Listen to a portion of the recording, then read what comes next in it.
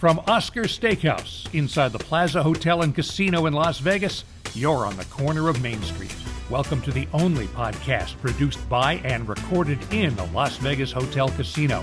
From gaming to dining to entertainment to sports to Vegas history, this is the place to be for the inside scoop, because this is the place to be downtown. Now, here's Plaza CEO Jonathan Jossel.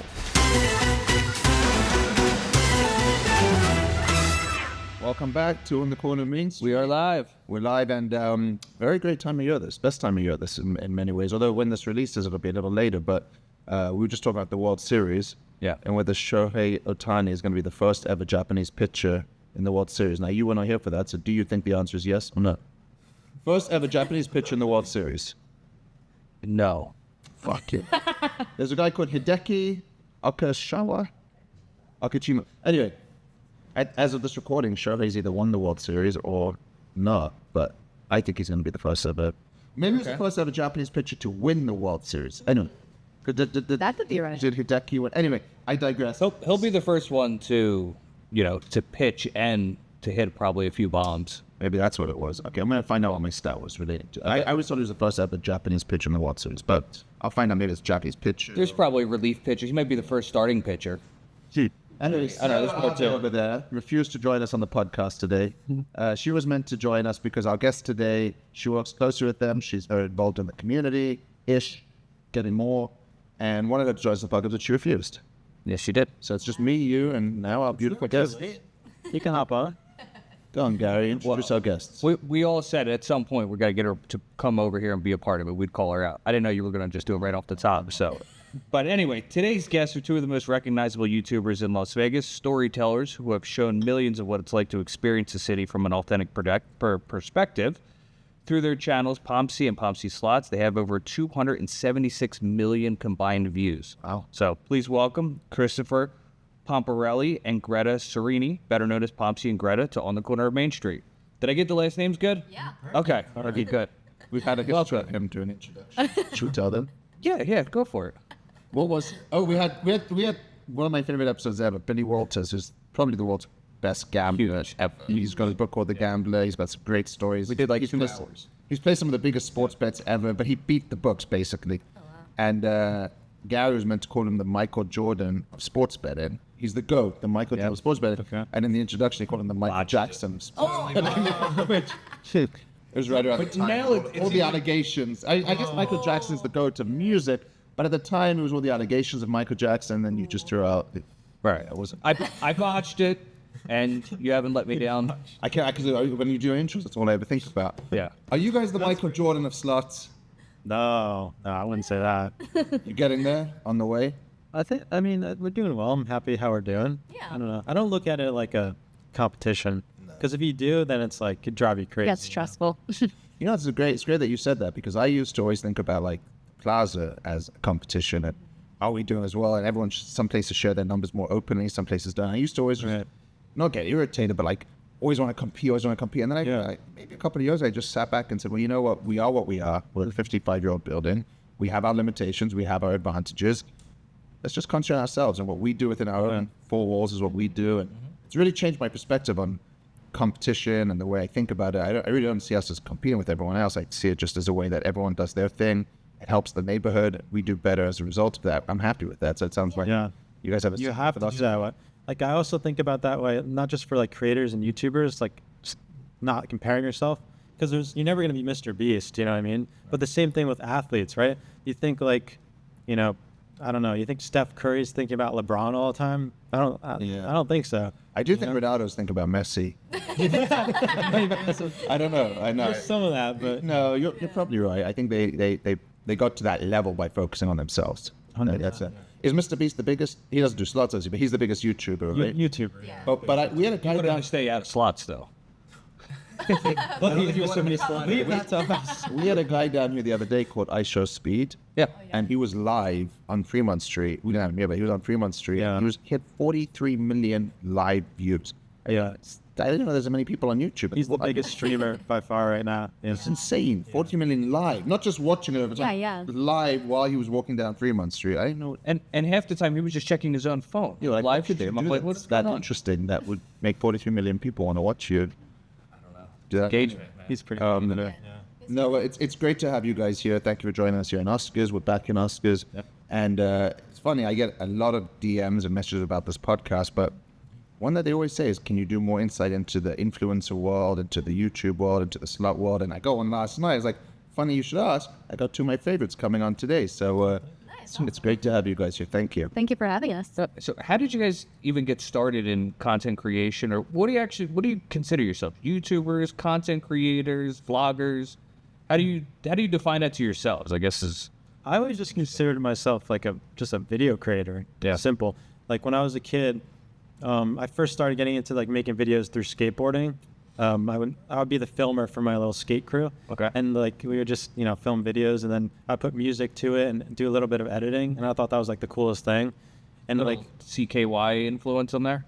Usually more of hip hop was our vibe back then, but I have no idea what you just said. CKY was a bunch of skateboarding videos that led to the TV show Jackass. Oh, okay. Well, CKY is a band, also like a rock band. Okay. But yeah, Yeah. they're doing all that kind of stuff. But that's how I started with videos. And then that was a while ago. That was like 2009, 2010. Like, I'm 32. I'm not as young as I look. People think I'm a lot younger. But then I went to college and studied video production. I always thought I was gonna do something in like films or TV or something like that. But I always had my eye on YouTube. And to me, like, I thought YouTube was the best because like there's no rules. You just kind of create what you want. You don't have to get an approval from an executive before you post it, things like that. But so what I ended up doing was after college, I kind of started my own editing business, and I was just editing for different clients, like businesses, but also other YouTubers, like big time YouTubers I was doing edits for. And then that's how I kind of was like learning through those big YouTubers how to start my own YouTube channel successfully. So then like on the side, I was just making different YouTube videos and stuff like that. And eventually like I made some videos out here and they took off, and that's kind of how my channel started. Where were you living back then? Well, I'm from New Jersey, but then we moved to Vegas in 2019. Yeah. Wait, but you went to school in New Jersey. Well, I went to college in Pennsylvania. Oh. New Jersey's neighbor, But Close enough. but yeah, like so I was. You guys met? Where did you guys meet? We met Yeah. in New Jersey, yeah. At university? No, I was. A college student. Well, he was right after college, and I was just doing an exchange program from Italy, and that's how we met. You're Italian? Yeah. Where were you in Italy? I was born in Switzerland, but Plot. I was raised in Italy, so I was there till I was 19. Where in Italy? Lake Como. It's like the greatest place in the So world. nice. Yeah, it's You're because from Lake Como? I've never met someone from Lake. I've been to Really? Lake Como, but I've never met someone. Yeah, we used to know go someone. on. I love that place. It's amazing. You've been there? I need to go back. I've been there a few times when I was a kid, but I've been saying I want to take my kids there one summer for sure. I think Lake Como is one of the most beautiful places in the world. I agree. You're from Lake Como? Yeah. You've never met anyone? And then you went back to Jersey, New Jersey. Well, yeah. What part of Jersey are you guys from? I'm from Hillsborough. It's kind of near like Princeton, Central Jersey area. Well, but pretty much like I wasn't sure what to do after high school, and I really wanted to learn English. And so the easiest thing would be to be an au pair. It's an exchange program. You pretty much a family hosts you, and you become their nanny for a year usually. And so I was taking care of my host dad's child. He only had one, and yeah, and I was in New Jersey for a year. That's where we met. We met online, and after that, I mean, I just loved it here, and I love going back to Italy. Don't get me wrong. To Lake Como? Oh yeah, we go back at least once a year. You go to Lake Como once a year? You guys? At least, yeah, because all my family is there. But this is going to be embarrassing because now I'm going to feel like, and this is probably of no interest to our listeners, but for me, Lake Como, interesting. People ask me when I say I live in Las Vegas, well, what do you mean you live on a strip? Like, there's Oh nothing. yeah. But to me, Lake Como is just that stretch of water and hotels on the water. Like, where is there a whole city and community beyond that? Oh yeah. Well, I wasn't really in Como. Como was my province, Okay. like the capital, say, of the area that I lived in. But I was about like 20, 25 minutes from Como. but there's a whole, it's kind of like Las Vegas, you know, they're not Right, just a exactly. strip, there's Yeah, like that's a what I whole now, world as you're outside saying of it, it. like, when you say Lacoa, I just imagine that, but it's probably Yeah. nice in Las Vegas. People think I live in a hotel room on the strip. Well, that has changed. That used to be the perception. It's changed a little bit. It definitely has. 18 years ago when I moved here, I was like, you must live in a hotel on the strip. There's nothing else. Pretty much. Wow. Okay, I've never met someone from Lake Como. That's very cool. Yeah. If you ever want recommendations. I'm going back. Sarah, you ever been to Lake Como? Are we going? We should do a retreat at Lake Como. So I'll do a trip. Greta will show you everywhere. Yes. You meet Some of the best, I just remember some of the best food I've ever had. Oh my gosh, yes. And that's where, this sounds stupid again, isn't that where Bellagio comes from? Yeah. It's on the Como Lake. Yeah, exactly. Yeah, That's like- the theme for the Bellagio Hotel. Yeah. Yeah, exactly. Exactly. A lot of people don't know. There we go. We brought it back to Las Vegas. A lot of people don't know that. It's interesting. Yeah, a lot of people don't realize that. Yeah. It's true. I'm guessing though that doesn't resemble each other that much. There's no fountain show in Lake Como. No. No, but it is like the coast of the Bellagio Hotel kind of like looks similar to the coast of, you know, the Como Lake. There's some similarities. It's nice. And it's all, you know, Italian inside. So it's pretty cool. Wait, so okay, so bring it back to where we were. You blew my mind there. So pretty much, yeah, like we met in New Jersey, and then Greta actually had to go back we were at long distance for a while. Greta had to move back to Italy for a while, and we were figuring things out. And basically she concocted a plan to move back and to move to Las Vegas. So, and we wound up here, and it was And that kind was of 6 years ago. So, Are you guys married? Yeah, we were married. So you just married him for papers? Oh, man. That's what everyone loves to say. Pretty much. We wanted to be Hey, together. I did the same thing. Did you? But I get that a lot as well. You just married your wife. I married my wife for many other reasons. Ah, That was just a bonus. That was exactly. But when I met Full you, bonus. exactly. When I met you, I want to say you were doing just travel stuff. You weren't doing slots. Is that right? I think Yeah. I met you probably I remember meeting you a long time ago. Yeah. Maybe it was 2019 when you moved here. Yeah, when I first started doing videos, it was all like mostly hotels. I would stay at the hotel and kind of document my experience, and those are all my videos. And that was I think you're one of the first people to experience our Lux rooms when they opened in 2019 before the pandemic. My timeline might be yeah. off, but I'm pretty sure that was. Yeah, I Leon. remember that video. Yeah, that was fun. I like that one. So you just started out just doing travel videos about Las Vegas. Yeah, specific to- I had always wanted to be travel YouTuber. That was like the niche I was interested in.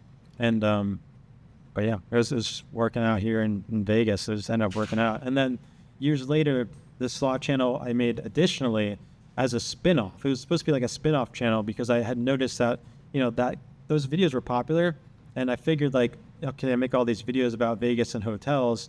I'm sure that a lot of my audience would also enjoy this. And so that became like a spin-off channel, but now it's like our main focus lately. So So when you, crazy. but before we get to the slots, two questions on the travel stuff. So do you consider yourself are you more of a YouTuber just telling a story, or are you a travel content critique whereby you're sort of critiquing hotel stays, yeah, or are you just sharing positive content out there? I always just looked at it like I was just doing like a vlog, and to me a vlog is just a video documenting my experience. But everyone like put me in a box like you're a reviewer. They always use that word viewer. Yeah. And I was like, I never looked at it that way, but however you want to. Any I guess any very memorable stays, any stories or trips that you've had that really resonate, or like videos that went more viral than others? Well, my most memorable videos were like my the Cosmo Saga. I don't know if you know about this. So the first time oh boy, okay.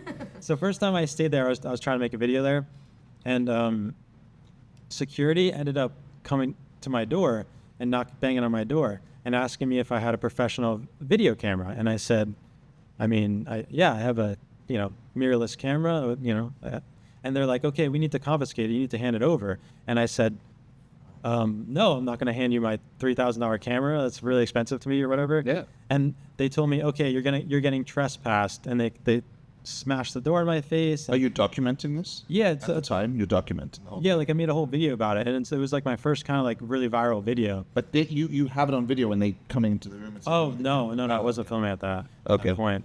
Yeah. And then the security guard there was just like, he was threatening me. Like it Yeah, like, I was trying to film him, but he told me like shut that effing camera off. Like, and this guy was huge. I'm small, and it's like, and I'm just like, oh god, what is happening right now? So basically, I got trespassed.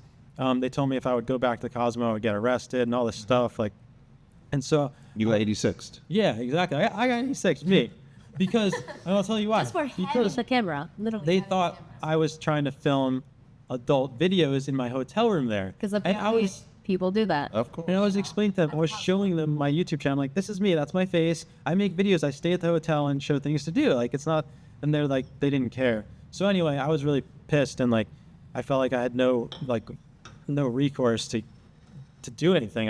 So you also never would give him a refund. Oh, He spent $300 on the room. They wouldn't even give him a refund after getting kicked out. What year are we That was talking about here? 2020. Okay, I think. Right? Yeah. So anyway, I made this video basically like telling the whole story, and it went crazy. It had like millions of views on Facebook. It's got like 500, 600K on YouTube. And then all of a sudden, all my amazing followers were commenting on their Yelp and their Google, saying, "Why'd you kick out Pompsie? Why'd you kick out Pompsie?" Even the social media manager was at a conference. Like, the social media manager of Cosmo was at a conference speaking about it, and she was taking questions, and people were asking, "Why'd you kick out Pompsie?" I swear to God, like, this is like, so anyway. Yeah.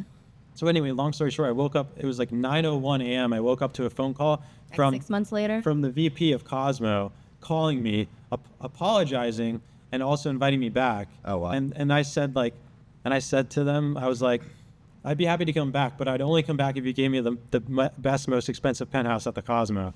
And he's like, all right, we can do that. So they gave me this like $10,000 a night crazy room. The big one. Yeah, and so like, It was. so I made a video of that, and they comped all my dinners and all that stuff, and so they made it up to me, which was cool. Yeah. And it worked out for me because that video of the penthouse was really like one of my favorite videos. It was really fun for me. But did that one do as well as the one of them kicking you out? Yeah, it did almost as well.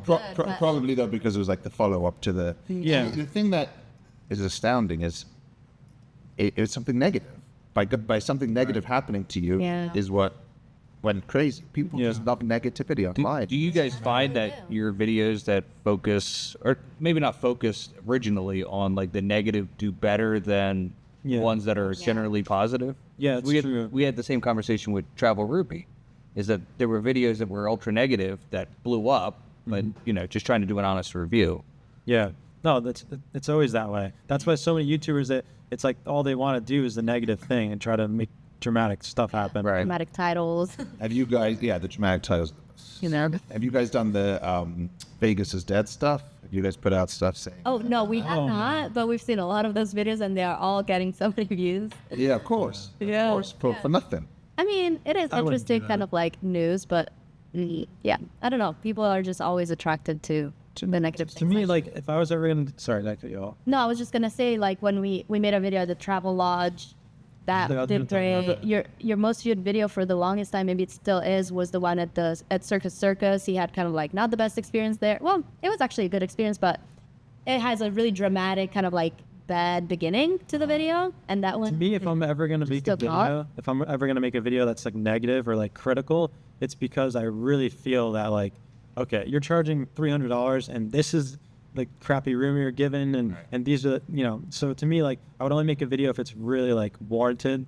I would never make a video of Vegas is dead when I want this. Like, I don't believe that fully, or like. I wouldn't just ride the trend for views if I wouldn't really feel like I need to make that video, Right. Well, listen, if you have something that's legit or that backs that up, I get it. But it's now it's just based on people wanting clicks. It's not based on. Yeah. And it's just not true, really. It's not true. It's not Maybe true. it's slipped down a little bit. Exactly. It's normal in life, like, right? I mean, we walk around. There's people everywhere. Can't have record years after record years. It's tough to do that. So for some reason now with social media, you can say anything, but if it's down over the year before, does that make it dead? Yeah. It's very difficult to do that. But anyway, And the summer's generally slow, and then people are like it's reporting. the same every year. Right. That's what I'm saying. Yeah. And so what was it then that made you want to grow into the slut business? Because isn't that much more expensive? Oh, It is and it isn't. So it's actually kind of interesting. So, well, I said earlier, it became like a spin-off because I recognized the niche was popular. I thought my audience would enjoy that as well. And the other thing was, like, it's a lot easier to just like film a slot segment and then throw it up without any editing. It's like simple. We could post every day. Whereas on the other channel, it's like 1 or 2 days to film, 2 or 3 days to edit. So it's like 1 video a week. But on the slots, you can go and film a week's worth of content in a day or two. Do you put up a video every day? We do. Yeah. Wow. And was there someone that you sort of looked up to that inspired you to get into it originally, or was it just something that you learned? So we've seen a few popular like slot channels that were doing so good. Yeah, like we just tried when they were at the casino. We're like, let's just film 10 minutes, play a slot, and see what happens. We posted it on Facebook, and it took off like way more than our hotel videos were doing, at least on Facebook. Yeah. And so we were like, oh, wait a minute. So then we just started making more videos, and then we started the YouTube Pompsie slots, and yeah, it just seemed to work. It was getting so many views, and like you said, like the content is so much easier to make. Like we can go to the casino and film for a week, and then not go again for a week. You know what I mean? And then you have those videos. Yeah, just scheduled out. And there's not new hotels being built every week that you guys can keep reviewing, Yeah, that was the other thing. We had been to so many casinos and done so many videos that we kind of got a little bit burnt out by that. And so doing the slots at the time kind of like felt like more fresh, like a new thing to do. And you can sleep in your own bed at the end of the night. That's true. You don't have to sleep in a hotel. We love our bed at home. When you do multiple videos, you change your outfit so it looks like a different day. no. People are always Maybe we asking that. should, but I'm not doing that. We're not doing that anymore, but at the beginning they were definitely like, how are you guys still wearing the same clothes from last week? I'm like, we filmed them all in one day. I swear we wash our clothes.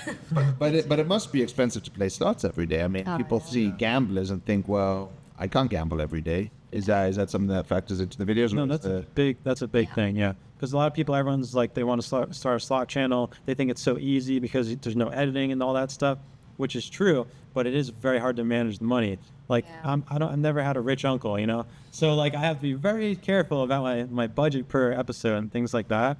That reminds me, by the way, somebody wrote, so when they said I was going to the Fontainebleau, somebody commented on the thing, his uncle owns the plaza, he's not going anywhere. His uncle's a billionaire that owns the plaza. He's like, shit, where's my uncle? I need that rich uncle that's a billionaire. That'd be so helppful. Seriously. I was like, wow, okay. We'd have 1 billion views if we had a rich uncle. And You could create a lot more content with the higher bets. It's directly related to the higher the bet? 100%. Yeah. And is that just what I imagine, in that people are aspirational, so they want to watch someone bet in what they can't? Like, no one's watching someone bet 50 cents, but yet... There's a good chunk of people that always tell us, and they love that we kind of bet more like what they could bet, but majority of people, they want to see the crazy bets. Yeah. It's like, our videos always do so much better when we bet more. Really? Yeah, even if we lose, which, on the videos, the losing videos always get less views. I'd like to ask, because I think that some people post a lot more of their big wins and then don't post their losses. Like, how do you guys manage how to post the wins versus the losses? And then does that change how the video performs overall? Well, we post every single session, win or lose, 100% of them. Maybe 1 out of 100 videos we won't post because, like, I'll be in a terrible mood and I just like I need to trash it. But it's literally like 1% or less. Like we have almost 2,000 videos on our Pompsie Slots channel. Like I almost don't trash anything. So like if you go and you can watch in chronological order and you could see that it's just like it's a win, loss, win, loss, win. Like, I don't think you're right about that. I think in the old days they used to do just big wins and short. I think people are posting so much long form content that there's a lot of people just losing money out there. Yeah, we're live streaming now. It's so much more popular. I think in the old days we just post a big win. So now it's changed to the long form content. One thing that happens though with YouTube is like when you post a winning episode, it's naturally going to get more views. Therefore, YouTube shows it to more people. So it gives maybe that's how I got the impression that you're only posting wins. Well, I'm only seeing wins, but it's only because like those do better, and like those get shown. People often tell us like, "How do you guys win all the time?" We're like, "Have you seen our last 10 episodes?" Like, we don't win all the time, but they just mostly get shown the winning episodes. So they're like, "Oh, they win most of the time." And I'll tell you this, at least in this place, like we see a lot of times where a $1, $2, $3, under $5 bet, it's a giant grand, right? And the people betting $25 a spin are hitting smaller jackpots. Like it's not directly related. I mean, it's random. It is, right? It's when you're gonna hit is It's arbitrary. The biggest jackpot I seen here, I think, was 1.1 million on the Monopoly Maker, and I think that was a $3 bet. No. Yeah. When is that? At the Wheel of Fortune 2 years ago, $500 million. Yeah. No, we've had it, but those weren't ours. Those were the white-haired progressives, yeah. We've had a couple of those. But That's cool. What's it? That is. no, we just had a huge one on Frankenstein a week ago, $370,000 of Frankenstein, which was a small one. Yeah. So anyway, what about the demographics? Are they similar to the demographics people watching the slot channel that watch the review channels? Yeah, it's like the same exact. Yeah. Really? Because when maybe give us a snapshot, like who's watching the videos? Do you have a rough? You don't have to say exactly their names. Like ages? Yeah, ages, locations. I think like 60% of our audience is over 35. Yeah. I think maybe high. 35 to 55 is most of our audience is in that age range. Yeah, that's true. Say what age range? From 35 to 55 is those two ranges are, we're most. And mostly in the USA? Yes, like 53% or something like that. Still some pretty big international viewers. Yeah, no, it's There's true. a lot of that. Oh, a lot of people in Lake Como watching. Yeah. The reason I ask is because I just remember 2017 when we started this with Brian Christopher doing one of the first ever like partnerships with the slot players, and I started doing it. I was like, we should look into this more with Lisa back in the day. And I just remember the guy from another casino down the street, another casino further south, saying to me, "What are you wasting your time? It's just kids on YouTube. It's a waste of your time." And I was like, why are they saying that?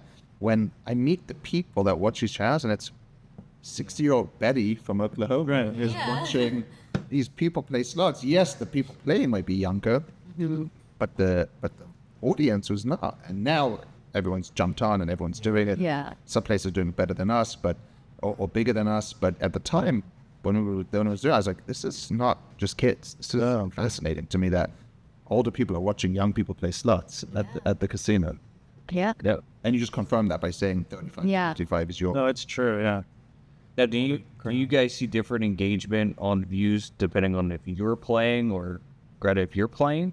That's a Have great you question. seen anything different on that? I think she gets more views generally. It's not 100%. What a surprise. It also depends on the slot though. Like if we're playing popular slots, there's like 3 popular slots, they always get views, and it's whatever. But yeah, I guess I think that's probably a good point. That though people say they're bored of those games, those are the ones that people mostly want to see. Do you have a favorite game to play? Each of you, what's your favorite game to play? I like the Huff and Puffs. Like But there's too many of them tough. now. I know, but yeah, and I have my favorites and my non-favorites, but Huff and Puff versions. Yeah. Which is your favorite?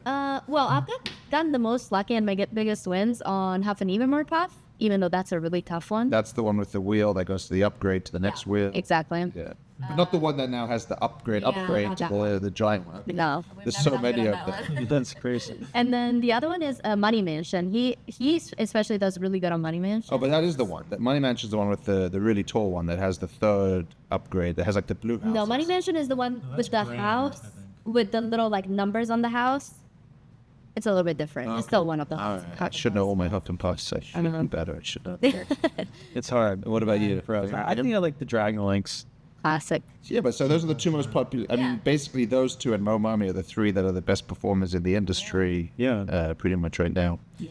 Do you guys go to G2E and look at the new stuff, or do you not? No. Never been. We've never. Yeah. No. I like that about you. We don't like crowds or like big events and stuff like that. I don't know. Well, that was I'll go if it's really important, but I feel like on a regular basis, like I like seeing the new slots, but I'd rather just wait till they're at the casino and we play them. Yeah. We just want to have the more normal, like natural experience. We go to the casino, there's a new slot, we play it. Is there any thoughts about going into the table game world and playing blackjack, craps, roulette, any of that for content? We think about that a lot actually, and we do sometimes we'll film like a short like on the tables or whatever, like and post it up on our channel. But we haven't committed to creating another channel like that's for table games just because like we already spent so much time gambling. Like we don't want to keep gambling. We don't want to add more gambling to the table. Because like with me and Greta, like we definitely post a lot of videos, we work hard and all that stuff, but we have lives and hobbies and like we enjoy our free time a lot. Like yeah. And that's what I wanted to ask is, so if you guys, I guess, how do you structure out, like, so you go out gamble for a certain period of time and then take that back? How long does it take you to edit it, and how much content does like a single day or a session give you guys? So we probably go to the casinos like maybe around twice a week and film enough for a week. And we there's no editing at all. Yeah. So it's just uploading and putting like the thumbnail and the title, description. So that maybe takes, I don't know, a couple hours, not very long. Hours for the whole week. Can we take a pause and introduce Lucky Box? Yeah. A vending machine concept that is now taking over Las Vegas. You'll find them at All your major casinos, yeah. not all, but a lot of Caesars properties, Resorts World, Circa, Plaza, Rio, Stratosphere, and you buy a card, Pokemon sports card, or a shirt that's autographed. And you guys have done it before at the Plaza, I know. In fact, I had one at the Virgin that a Vegas Matt texted me and said, "Is this you guys?" Same thing. I said, "Same thing," and he bought something over there. But as our guests on the podcast say, we bought you two. We don't know what they are. They're random. It's a shirt and a sports card. We'd love you to open it here live on the podcast and see what you get. Cool. All right. You open the jersey. All right. You want to go first with this stuff? You can show that it's still sealed, so that we did not cheat. Honestly, I have like, what do I have, like 5 or 6 of these things already? In my closet, I just have a whole section of all the stuff I got. I'm not gonna lie, I'm probably not gonna recognize the person in so that's all. That's good. We're all here to help you. Oh, yeah, we'll see. Come on, Shohei. Is that your thing? Exactly. Yes. Shohei? Yeah. Yeah, that would be a good one. You want me to help you? Yes. I just do this. Oh, there you go. What do we have? That's someone. Come on. Oh, we got a football. The Vikings. She likes the Oh, Vikings. Dalvin Cook. I see. Dalvin Cook. Very good. Got a black jersey that could be. Okay. Dalvin Cook. Vikings. Oh, it's Just tell me what it is. That'll tell you what it is. Yeah, exactly. No. Custom autographed jersey to Allen Iverson. Wow. That's a good pull. That's a good cut. That's a good shirt. Let's hold it up to the cameras. Wow. wow. Allen Iverson. I know Look him. at that. That's sick. Yeah. That's a good one. Sixers legend, so. Wow. I got a lot of friends that live in Philly, and so I'm gonna brag to them later. Thank Lucky you so much. Box. Enjoy, guys. Thank you. Thank you. So I did want to ask you guys, so since you guys are married, how, like, working together for, on camera, off camera, editing, producing, like, how do you guys keep it all together? Like for the relationship. Yeah, Spend so because much time together. yeah, I mean, you got Good We're question. you got to work codependent like, out there, like in the field, or in the casinos, then in the back end. Do you do all the editing? Yeah. You guys both take turns. Doing all the editing? Yeah. We Well, he edits the actual vlogs. He edits 100%. Okay. I'm just moral support.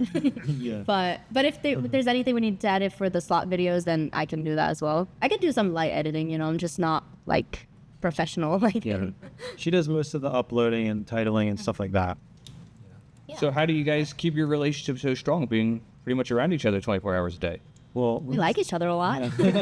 we just get along really well. I don't know. Yeah, I think it just before I quit my other job and joined him full time, I definitely had it in the back of my mind. I'm like, are we just messing up our relationship because we're gonna spend all day together now?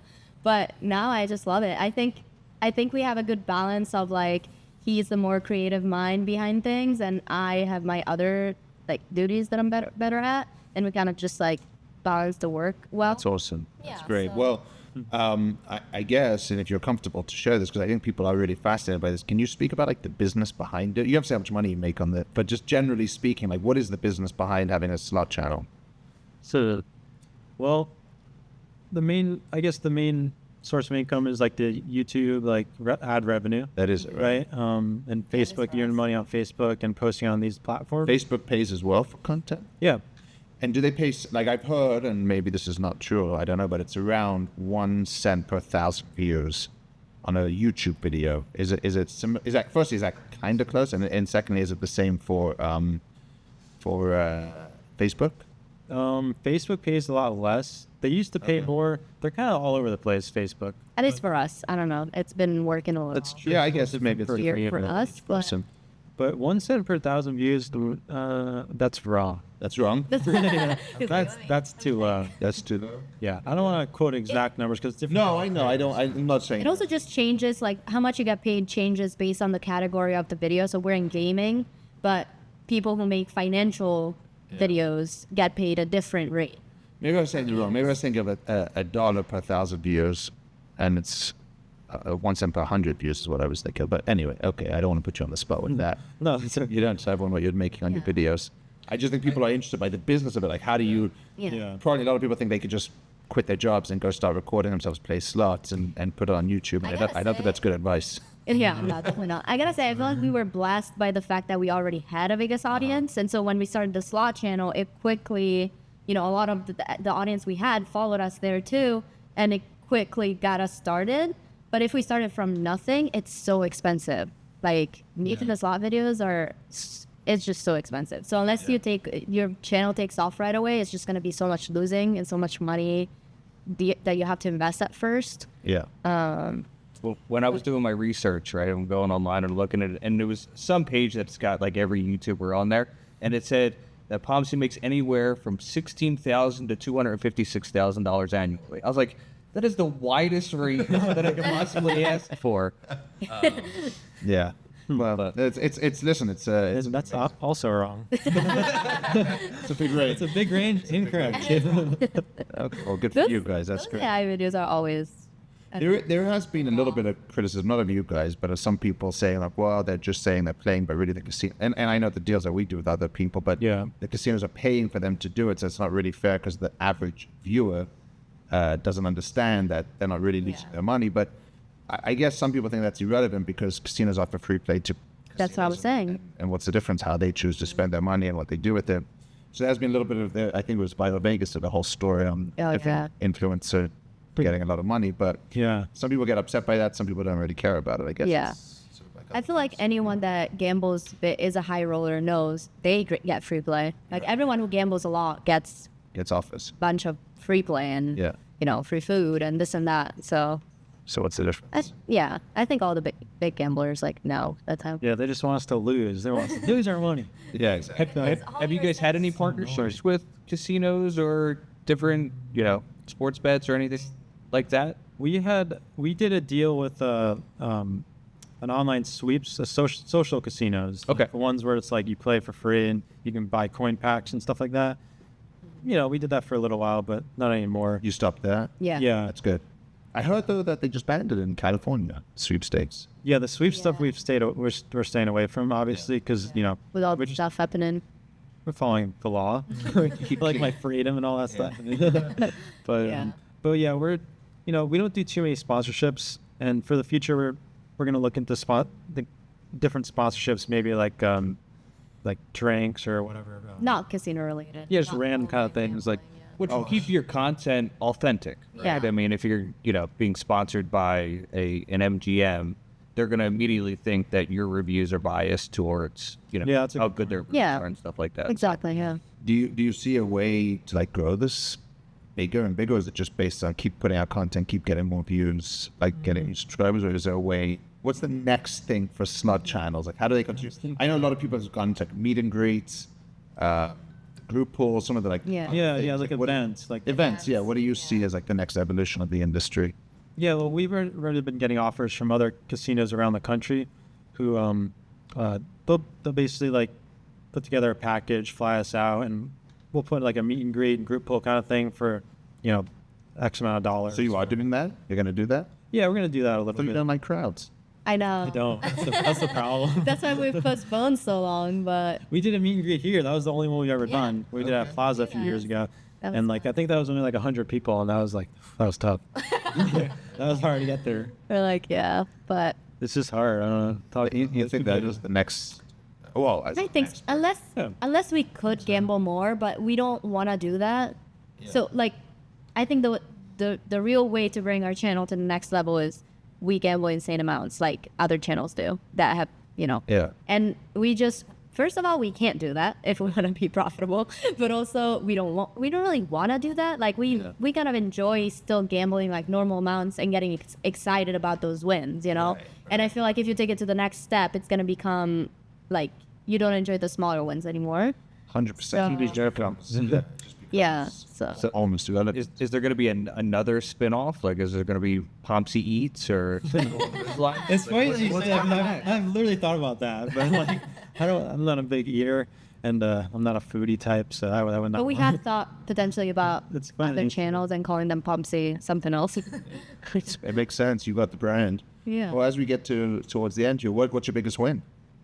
My biggest win was 24,000 on a $200 spin. Oh, wow. On like a 3-reel, like an It old was like the school old one. school machines. And then And then I got 32,000 on the half anymore well. Oh, no wonder it's your favorite. yeah, exactly. Was it the grand? It was I was betting 60 a spin and I got the You guys talk like you're not doing big spins. 260. I mean, yeah. that's a- Sometimes we go big, Yeah. but it mostly we keep it pretty normal. But sometimes we do like 50s, 100s sometimes. But that's big. yeah, those are big. Sometimes. But I got the super mansion feature, like so the upgraded wheel and then the super mansion, which is like the best one you can get unless you get the super grand or whatever it is. And you got like a bunch of. Oh my god! I filled up the screen with houses, with mansions, and then I just kept going. Like I was getting more and more spins. So every hat that landed, I was winning $600 every time per hat. Yes. So it 10 was. times, yeah.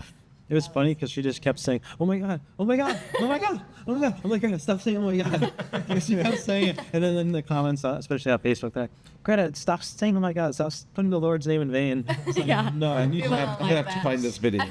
Was that during a live stream or was that no, that was just recorded? Just a normal video. That Yeah, was fun. that was cool.